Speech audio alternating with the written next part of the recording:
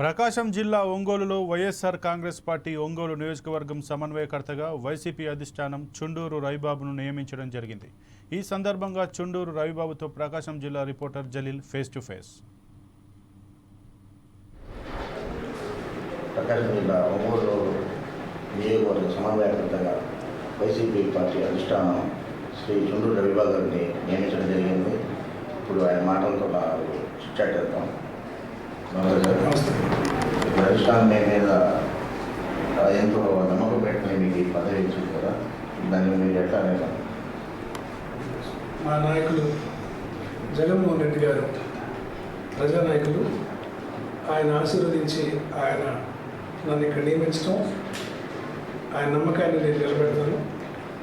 నియోజకవర్గంలోని పార్టీ కార్యకర్తలందరూ కూడా నేను అందుబాటులో ఉంటూ సమన్వయం చేసుకుంటూ సమిష్టిగా అధికార పార్టీపై పోరాటం చేస్తూ మా పార్టీని నిలబెట్టుకుంటూ మా క్యాడర్ని కాపాడుకుంటూ ముందుకు పోతామని తెలియజేస్తాం.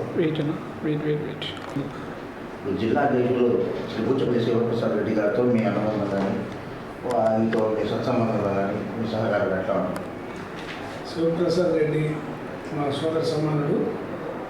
మాకు పార్టీ అధ్యక్షుడిగానే కాదు, 40 సంవత్సరాలుగా వాళ్ళు మాది ఒకే కుటుంబం, ఒకే మాట. అది బూచపల్లి సుబ్బారెడ్డి గారు ఉన్నప్పటి నుండి మా నాన్నగారు అంత కుటుంబ సభ్యులుగా ఉంటాం. మాది రక్త సంబంధం కాకపోయినా దానికంటే ముందుగా మా ఇద్దరి సంబంధం ఉంటుందని తెలియజేస్తాం.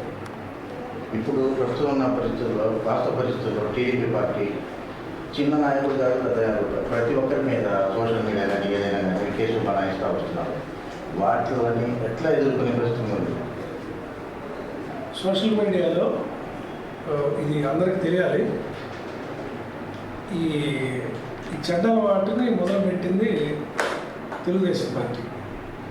జగన్మోహన్ రెడ్డి గారు ముఖ్యమంత్రి అయ్యాక ఓర్వలేక తెలుగుదేశం పార్టీ కార్యాలయం నుండి కొంతమంది వ్యక్తుల్ని కూర్చోబెట్టి విపరీతంగా వ్యక్తిత్వ హననానికి పాల్పడుతూ, అంటే ముఖ్యమంత్రిగా ఉన్న మనిషి ఆనాడు జగన్మోహన్ రెడ్డి గారిని ప్రతిరోజు ఒక స్థాయి లేని వీధి మనుషులతోటి, వీధి స్థాయి మనుషులతోటి కావాలని మాట్లాడించి అంటే వీళ్ళు అరిసినందువల్ల ఆయన స్థాయి తగ్గుద్దని మాట్లాడించినందువల్ల చూసిన మా పార్టీ క్యాడర్ కొంచెం ఫ్రస్ట్రేషన్లో మాట్లాడతారు. ఏదేమైనా వ్యక్తిత్వ హననం అనేది సమాజానికి మంచిది కాదు, వాళ్ళకైనా మాకైనా అని తెలియజేస్తాం.